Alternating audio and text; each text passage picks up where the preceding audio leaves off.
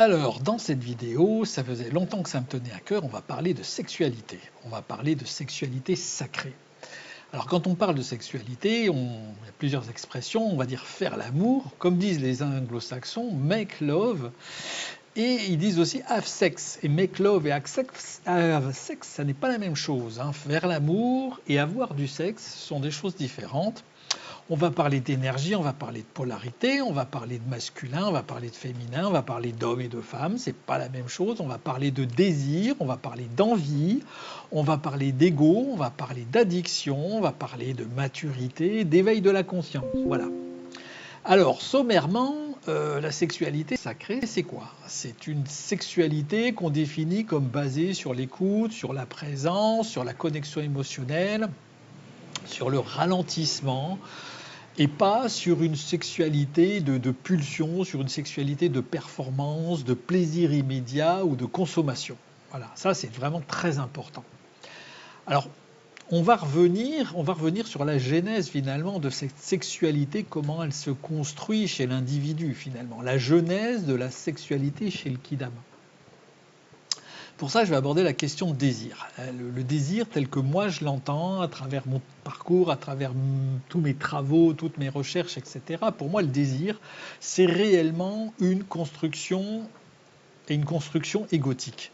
C'est ce que l'on peut appeler la source d'excitation, c'est l'excitation qui est médiatisée par des représentations alors imagées, des fantasmes personnels, des schémas culturels, des images héritées, des schémas compensatoires.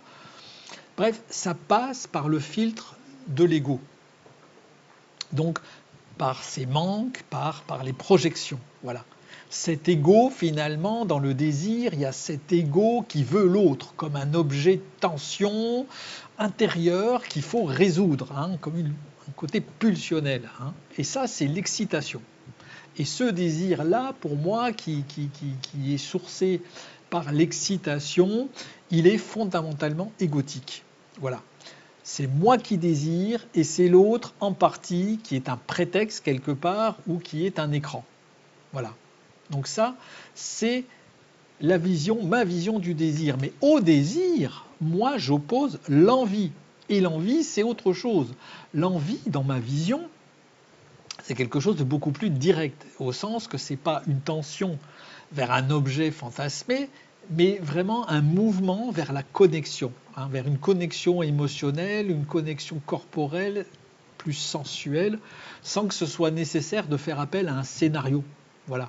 C'est pas tu m'excites qui implique une mécanique déjà formatée quelque part. Hein. C'est plutôt je veux être là, j'ai envie d'être avec toi, j'ai besoin d'être là pleinement dans toutes les dimensions de ce que ça peut revêtir, que ce soit intellectuel, émotionnel et charnel. Voilà. Donc l'envie dans ce sens-là, c'est pas narratif, c'est pas construit, c'est beaucoup plus proche de ce vivant au sens global de ce que l'on est. Ça exclut pas l'excitation génitale, mais celle-là, cette excitation-là, elle va émerger de la présence réelle à l'autre et pas d'un scénario intérieur qui est activé par l'autre. C'est ça la différence, la grosse différence. Ce en quoi, vous voyez, comme quoi finalement on se méprend le plus souvent en disant « Ah, j'ai envie de toi ». Et le plus souvent, quand vous entendez dire « j'ai envie de toi » ou que vous l'entendez dire, faites attention. Le plus souvent, c'est synonyme de « tu m'excites ». Et donc l'excitation est le mécanisme que je viens de décrire. Voilà. Donc le désir tel que défini ici, il provient naturellement de la construction de notre sexualité, je dirais juvénile, la construction de notre sexualité depuis la puberté, qui est une étape qui est nécessairement égotique. Hein. Dans notre jeunesse, au moment de la puberté, comme je le dis, la sexualité, elle se construit presque inévitablement dans l'ego. C'est lié. C'est pas par défaut moral, c'est par nécessité. Nécessité du développement de la personnalité dans laquelle il y a cette dimension-là. Donc naturellement, il y a une poussée physiologique qui est intense et qui est tellement intense, et c'est l'instinct reproducteur, c'est le pic hormonal, et c'est lié aussi à la construction identitaire. Et tout ça fait qu'on ne peut pas se soustraire à un ensemble et on ne peut pas prendre du recul. Donc c'est un âge d'ailleurs où de toute façon on n'a pas les outils pour distinguer l'élan du soi d'une pulsion du corps ou d'un schéma qui va être hérité, de traumas, de blessures, etc. Donc l'ego, quelque part, va se saisir de cette énergie sexuelle pour se construire.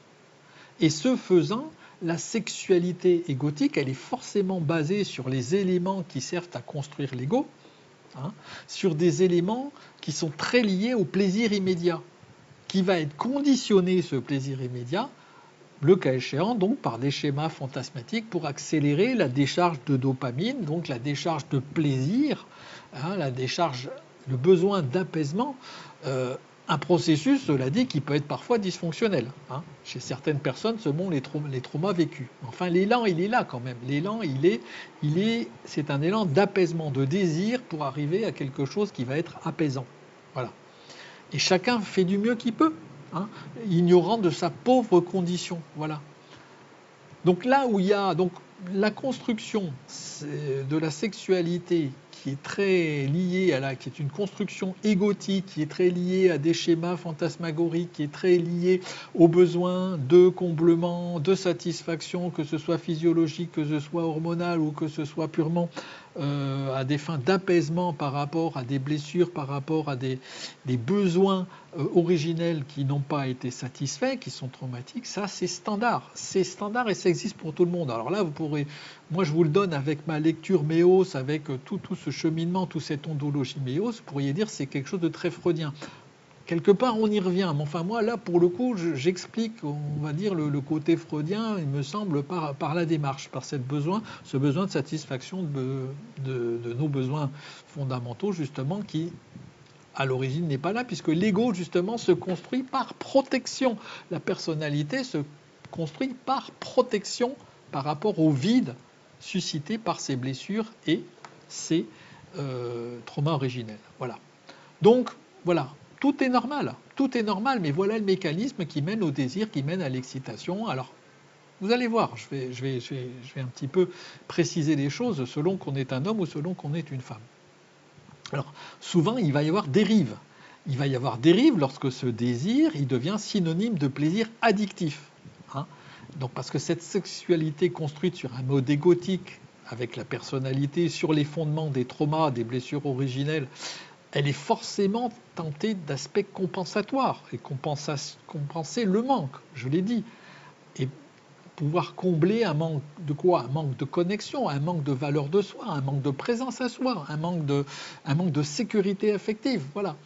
Et cette sexualité-là, elle peut devenir affective, elle peut devenir, addictive, au sens vraiment clinique du terme, c'est-à-dire que le corps va mémoriser le soulagement que provoque la décharge orgasmique, hein, et il va réclamer sa dose. Le système nerveux va se configurer de telle manière que régulièrement, il va y avoir besoin de la dose de dopamine pour apaiser ses souffrances. Et comme toute addiction, elle va générer un seuil de tolérance, hein, et qui va être de plus en plus haut. C'est-à-dire qu'il va falloir toujours plus différent, plus intense. Et on peut évidemment se dire que oui, ça s'explique souvent chez les jeunes hommes d'ailleurs, par des pratiques masturbatoires qui peuvent devenir compulsives. Mais bon, pas que chez les hommes, chez les jeunes hommes. C'est là que ça peut éventuellement se construire. Mais plus simplement, il y a aussi comment dirais-je, lorsqu'il y a un partenaire, lorsqu'il y a un partenaire, comment dire, et pas lorsqu'on n'est pas dans une sexualité solitaire, celui-ci devient progressivement le dealer de cet état, c'est-à-dire quand l'autre il remplit plus la fonction, hein, de satisfaction ou d'aide à la satisfaction, parce qu'il y a de l'usure, parce qu'il y a de la lassitude, parce qu'il y a un vieillissement, parce qu'il y a éventuellement la maladie, parce qu'il y a une habituation, etc. On le quitte et on en cherche un autre. Voilà. Donc, c'est la course à la cam. La course à la cam et une économie, un manque déguisé en vie amoureuse, finalement. Mais on est à côté d'une réelle vie amoureuse. Hein. On est dans du consumérisme sexuel inavoué parce que romantisé. Et ça, c'est le lot de tout un chacun, ou presque. Alors plus ou moins conscient, plus ou moins consenti, plus ou moins accepté, selon qu'on va juger en plus nos comportements, pour peu qu'on en soit conscient. On va les juger parfois sévèrement, on va les juger comme déviants, lorsqu'il va s'agir par exemple de paraphilie ou d'autres pratiques un peu hors normes, mais qui ne sont pas pathologiques. Hein. Je ne parle pas là de perversion sexuelle grave, de pathologies qui caractérisent les agresseurs et les délinquants sexuels. Hein. Je vous parle de comportements qui sont peut-être hors normes, mais qui ne sont pas du tout pathologiques. Voilà. Donc on va les caractériser de tabous, de crades, d'insatisfaisants, de contentieux. On va bien voir le côté conditionnel, le côté compensatoire, etc. Qu'on va taxer d'anormalité, mais il n'y a pas de normalité en matière de sexualité, on le sait. Comme il n'y a pas deux personnes identiques avec les mêmes blessures, avec les mêmes traumas, avec les mêmes niveaux d'intégration, donc pas avec le même niveau de besoin de satisfaction, enfin le besoin à satisfaire, pas le même besoin, même niveau de satisfaction, donc pas de compensation identique et donc pas les mêmes personnalités et pas les mêmes sexualités. Voilà. Donc qu'est-ce qui se passe? Qu'est-ce qu'on fait avec tout ça? Ça, c'est un petit peu le vécu de tout un chacun. Et je dirais que la maturité peut être le vecteur par lequel la conversion, on va assister un petit peu à une conversion du regard qu'on porte sur tout ça. C'est la maturité qui va nous amener à un moment donné à un niveau de conscience qui va, en tout cas, on va être conscient de notre insatisfaction, on va être conscient de notre non-épanouissement, on va être conscient éventuellement d'une sexualité entre guillemets dysfonctionnelle. Et ça vient avec l'âge et pas automatiquement, ça demande éventuellement un travail intérieur. Quelque chose peut se retourner, on a assez expérimenté, on a assez de certains schémas, on reconnaît des patterns. Hein. On voit qu'on a arrivé à un certain âge, on a eu du sexe, parfois beaucoup, ou alors pas du tout assez, parce que selon l'aspect traumatique, on peut être dans l'excès ou on peut être à contrario aussi dans le côté frustration qui est entretenu. Hein. Mais en tout cas, quand c'est beaucoup et on peut parfois avoir réalisé qu'on n'a jamais fait l'amour au sens plein. Jamais. Par manque de partenaires, pas par manque de partenaires dans ce cas-là, quand on en a eu beaucoup, mais parce que la structure même du désir égotique empêche la vraie rencontre. On a été en quête pendant longtemps de personnes qui nous excitaient sur le plan sexuel, qui excitaient notre désir, notre appétit sexuel. Donc qui était un objet finalement de satisfaction. Alors quand on est deux, on va avoir les mêmes envies, les mêmes besoins, les mêmes appétences, les mêmes schémas fantasmatiques, mais c'est fabuleux. C'est fabuleux, mais ce n'est pas toujours le cas. Donc dans ces cas-là, l'autre, il est souvent un miroir, un écran, un remède, mais il n'est pas, si on est vraiment fidèle à soi, si on porte vraiment un œil, on prend de la hauteur, c'est pas une présence, c'est rarement une présence en laquelle on s'ouvre vraiment. C'est un objet, c'est ce fameux objet du désir. Et voilà. Et ça peut être mutuel, homme-femme, dans le couple, hein, ou rapport d'ailleurs hétéro ou gay, c'est la même chose. Voilà. Donc la maturité, elle va offrir souvent la possibilité d'une autre sexualité, non plus construite là sur le manque, sur l'aspect compensatoire, etc., mais sur l'abondance intérieure, c'est-à-dire plus centrée sur l'excitation, mais sur la connexion. C'est ça qu'il faut retenir. Excitation versus connexion. C'est ça que je nomme l'envie. Voilà, c'est ça ma vision de l'envie réellement. Donc, comme je dis souvent, pour bien des couples, faire l'amour, c'est un acte de masturbation mutuelle à l'aide des organes génitaux, quoi. Hein. Et ça dit que deux personnes utilisent mutuellement le corps l'un de l'autre pour produire leur propre état, avec éventuellement partage de schémas fantasmatiques, scénarios, l'autre qui participation au scénario mutuel, quoi, voilà. Mais sans une vraie rencontre. On n'est pas dans la rencontre de l'être. Voilà. Et en plus, c'est pas forcément simultané, c'est souvent parallèle ou alterné. Voilà. Donc ça, forcément, à un moment donné, quand tu prends conscience de cette situation, qui peut arriver d'ailleurs, qui peut être systématique ou qui peut arriver parfois dans certains couples, hein, certaines situations, chacun voit midi à sa porte, tout cas, cette image-là, elle décrit une structure. Cette masturbation, cette co-masturbation, elle est évidemment pas condamnable, au même titre que la masturbation solitaire. Il y a absolument rien à juger. Ce que je pointe là, c'est simplement que beaucoup finalement de situations de sexualité dites partagées à deux, eh ben, elles restent fondamentalement solitaires. Puisque chacun est dans son film, chacun est dans son cinéma, chacun est dans son besoin illusoire de satisfaction, d'atteinte de l'orgasme par sollicitation des appareils génitaux, avec l'autre comme accessoire consentant. Voilà. Et si les deux partenaires, je le répète, ils sont heureux, parfaitement accordés ainsi, c'est OK et c'est génial. Mais c'est ce qui fait aussi, où vous avez beaucoup de catégories de gens qui disent ah oui, pour être en couple, ah ouais, non, non, c'est bien. Sur le cul, ça marche bien. Il faut qu'au lit, ça marche bien.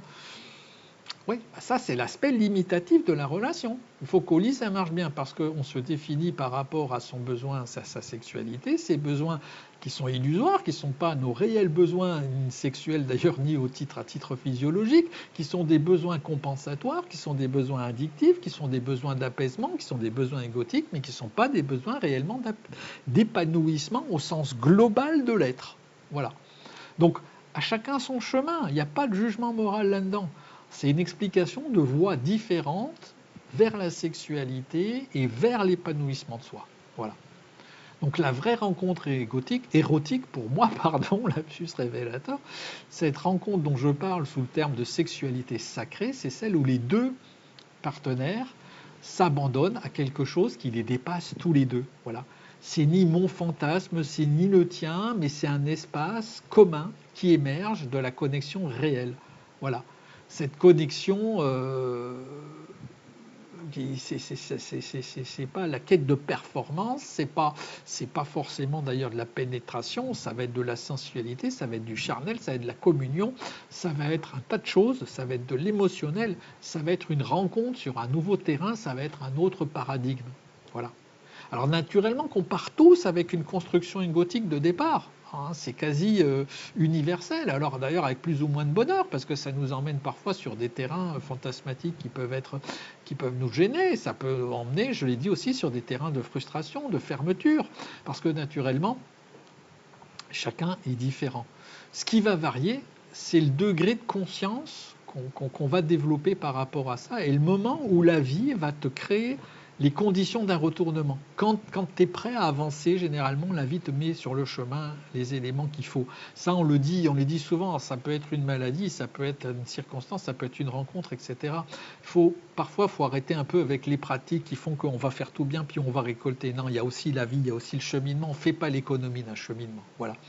Donc une rupture douloureuse, un vieillissement du corps, la maladie, je l'ai dit, la relation qui révèle le vide et la satisfaction du schéma habituel, quand tu te retrouves peut-être à dire qu'est-ce que je fais avec cette personne, oh, putain, je suis là que pour prendre, je suis là pour me gaver, c'est sale, tu te dis wow, qu'est-ce que je fous là quoi, qu'est-ce que je fous là, hein. C'est là où il y a justement parfois aussi un travail intérieur qui est délibéré par rapport à ce type de situation et qui va justement nous donner envie d'accéder à autre chose. Voilà. Alors il y a des personnes qui ont une sensibilité affective ou spirituelle précoce, voilà, qui vont colorer d'emblée leur sexualité d'une qualité de présence différente sans qu'ils aient forcément travaillé sur eux. Ça peut exister, mais c'est rare. C'est rare. Et même chez eux, de toute façon, il existe forcément des conditionnements culturels qui viennent souvent parasiter cette sensibilité naturelle. On dira ce qu'on voudra. Donc, sans un minimum de travail sur soi, pour moi, sans un minimum de maturité, sans avoir un minimum de vécu, qui soit explicite ou qui soit provoqué par la vie, etc., la sortie du schéma égotique, elle est improbable. Voilà. Et puis parfois, les gens, ils ne sont pas en demande et ils fonctionnent très bien comme ça. Puis voilà. C'est pas par incapacité humaine, mais c'est parce que rien dans notre culture, de toute façon, ne nous prépare à autre chose que cette sexualité-là aussi. Tout au contraire, d'ailleurs. Il y a tout qui la rend invisible. Vous n'entendez parler que de cette cette voie de sexualité dite sacrée. D'ailleurs, j'aime pas beaucoup le terme parce que souvent on a l'impression qu'il y a du religieux là-dedans, que les types ou les nanas sont sur un. Il y a un des partenaires qui prend un tambour, qui tape, etc. On est sur du chamanisme, on est sur des potions, on est. Non, non, non, non, non, non. C'est pas une sexualité perchée, c'est une sexualité au contraire très à terre, très connectée, très ancrée. Hein, voilà. Alors, tout ça, c'est une histoire de polarité. Ce que je voulais aussi préciser, c'est que les polarités, elles sont au centre du mécanisme. La polarité masculin-féminin, c'est l'orientation de base de la sexualité qui est cohérente d'ailleurs avec beaucoup de données neurobiologiques, évolutionnistes bien sûr, et dans le cadre d'ailleurs même de toutes les traditions et la vision ontologique à travers Méos. Voilà. Le pôle masculin, il est naturellement plus orienté vers l'extériorisation, vers la décharge, vers la vision, d'où la dominance de l'excitation visuelle, des aspects fantasmatiques, du porno, de tout ce que tu veux, des fantasmes, tout chez les hommes. Et le pôle féminin, il est naturellement plus orienté vers l'intériorisation, donc vers la résonance, vers la connexion, d'où la prédominance chez les femmes de la nécessité d'être amoureuse pour arriver à l'orgasme. C'est quand même beaucoup plus répandu. Ce n'est pas un jugement de valeur, c'est nos différences de structure énergétique de départ. Voilà. Alors, il faut nuancer, c'est des polarités, ce n'est pas des catégories liées au sexe biologique. On a tous en nous une part masculine, une part féminine. La part masculine étant généralement plus développée chez les hommes et la part féminine plus développée chez les femmes. Donc maintenant, un homme peut avoir une dominante féminine dans sa sexualité. Et une femme peut avoir une dominante masculine indépendamment du genre. D'ailleurs, de nos jours, on a tendance à quand même, quelque chose que moi aussi j'ai constaté dans mon expérience personnelle, il y a une vraie ou surmasculinisation même du féminin qui existe chez certaines femmes. La libération sexuelle des femmes, qui était absolument nécessaire, mais elle s'est en partie construite sur le modèle du masculin de la sexualité. Donc performance, multiplicité, désir revendiqué, etc., le mode de la conquête. Moyennant ça, vous avez des femmes aujourd'hui qui ont des comportements de mecs. Hein. C'est fréquent. Voilà, donc ce faisant, ces femmes-là, elles ont quitté leur polarité naturelle, pas par évolution intérieure, mais par mimétisme culturel, quelque part, par réaction identitaire. Et ça génère aussi des formes d'insatisfaction, parce qu'à un moment donné, le naturel revient au galop. Et voilà. Pour autant, c'est de l'insatisfaction réelle. Voilà. Donc pour reformuler les choses en termes de polarité, la polarité dominante masculine ou féminine, elle est indépendante du genre, elle oriente le mode d'entrée dans la sexualité de toute façon. La dominante masculine, elle tend vers la sexualité de décharge et de fantasme, la dominante féminine vers la sexualité de connexion et de résonance, et les deux peuvent évoluer vers la sexualité sacrée, mais par des chemins différents. C'est-à-dire que le masculin, l'homme, va plutôt aller vers le développement de sa part féminine, aller vers plus de connectivité. Et le féminin va peut-être essayer de se donner à beaucoup plus de plaisir, le cas échéant, d'extériorisation. Voilà. Mais il ne faut pas les ignorer, les confondre ou nier ces parts-là. Voilà, si tu le nies jusqu'à... Tu vas rester dans une sexualité qui va générer des formes compensatoires, des schémas compensatoires qui vont amener à des potentielles souffrances, des potentielles frustrations, des potentiels excès avec impact psycho-émotionnel ou même physiologique, des règlements du système nerveux, enfin voilà. Tu n'as pas idée du nombre d'emmerdements que tu peux avoir à ce niveau-là, quand tu n'as pas une sexualité qui est réellement... Je pourrais employer le terme d'équilibre à la place de sacré. Équilibre en ce sens où je vais prendre autant ce que je suis en tant qu'être que des besoins purement physiologiques, très polarisés, etc., et très égotiques par construction. Et le but du chemin, c'est ça, c'est admettre que tu viens de là, mais que tu as vocation à aller à quelque chose de beaucoup plus relié. Et c'est le sens de toute l'évolution, et c'est le sens de l'éveil de la conscience, de toute façon. Voilà. Donc, en résumé, qu'est-ce que je peux attendre de cette sexualité autre, sacrée, nouvelle et évolution naturelle de nos modes de fonctionnement sexuel? Qu'en attendre? Pourquoi ce chemin-là? Et où est le sacré? Alors, moi, je vois une première des choses, c'est la fin d'une solitude fondamentale. C'est-à-dire que ce chemin, le schéma égotique peut jamais donner véritablement, ou de manière très illusoire, ça peut jamais amener à la vraie rencontre. La vraie rencontre, la vraie connexion d'âme à âme, totale, globale. Voilà. Donc on peut avoir des centaines de partenaires et n'est jamais vu ni rejoint, et ce en toute responsabilité, faute de s'être intéressé véritablement à ses vrais besoins, à ses vraies blessures, à ses systèmes compensatoires, et quels qu'ils soient. Voilà. Donc la sexualité de connexion, elle offre quelque chose de radicalement différent. Elle offre le sentiment excessivement rare et presque bouleversant de vraiment plus être seul. Voilà, de ne pas être seul dans sa sexualité avec ses schémas, pour trouver un objet ou un support. Non, tu es dans une connexion et là, pour la première fois de ta vie, tu te sens vraiment plus seul. Voilà. C'est pas fusionnel, c'est pas dépendant, c'est réellement connecté à l'autre. Voilà.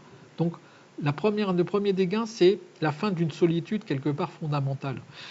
Le deuxième aspect, ça serait une réconciliation avec le corps, parce que quand tu viens d'une relation, il y a des gens qui viennent de relations conflictuelles à leur corps, honte, insatisfaction, liées au vécu, liées à un tas de choses, etc.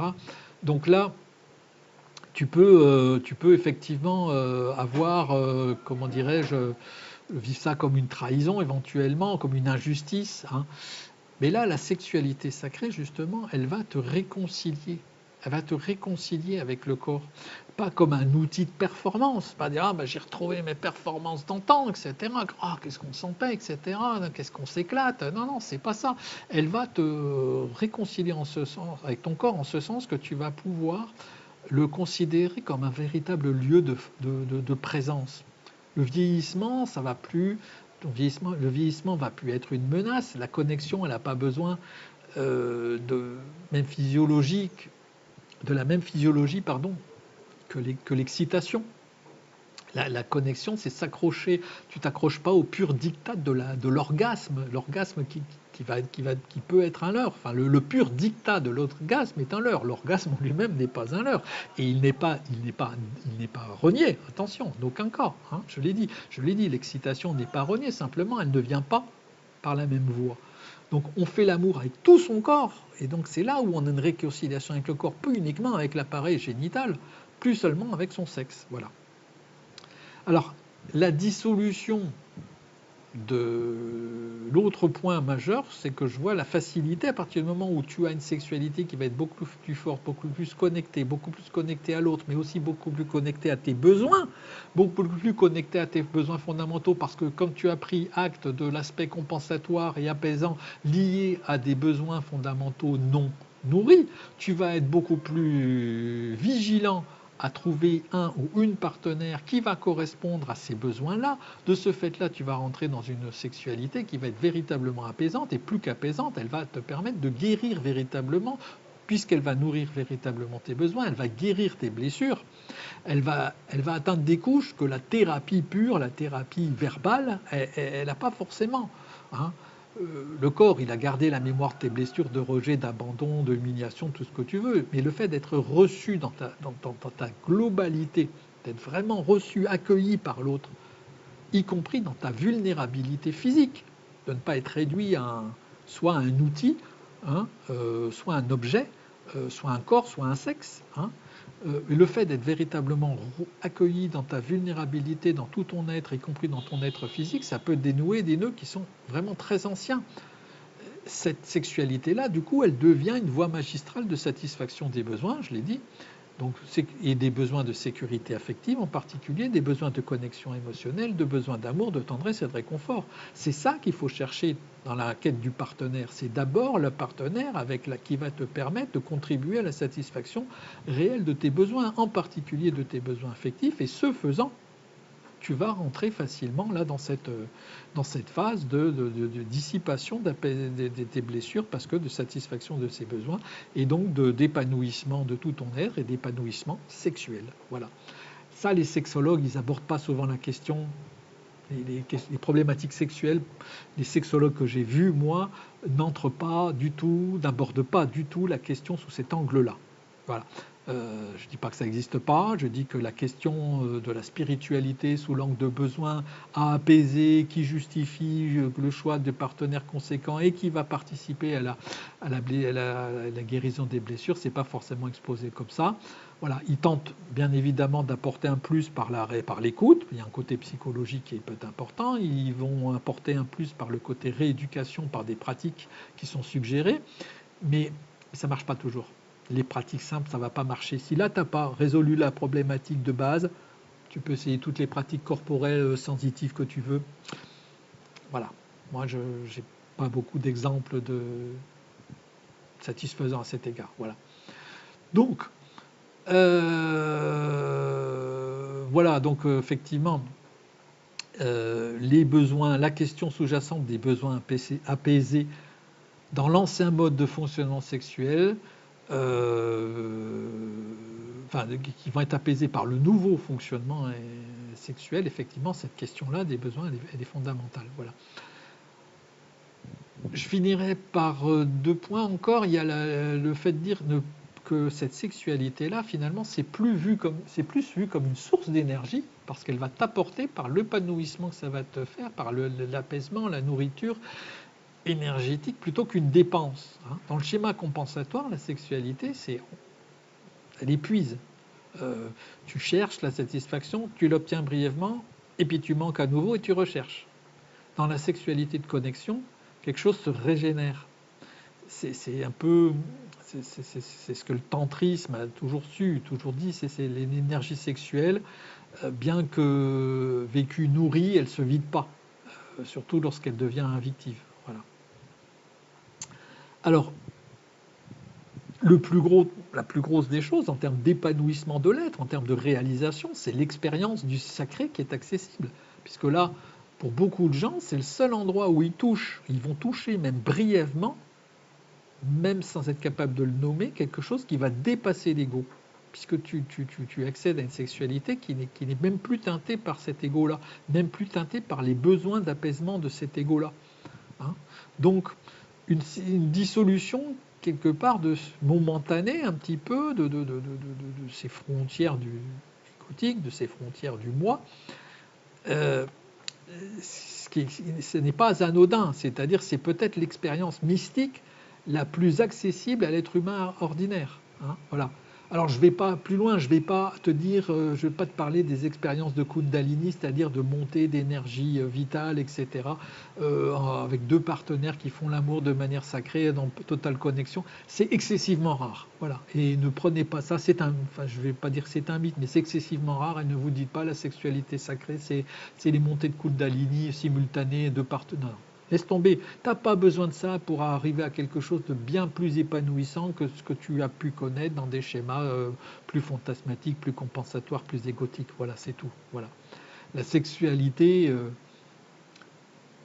je veux dire, cette sexualité-là, pour finir, et je pense que ce sera le dernier point, cette sexualité sacrée, cette sexualité, je veux dire, des éveillés, des sages quelque part, de ceux qui ont cheminé, ou plus simplement, on pourrait dire, cette sexualité de vieux.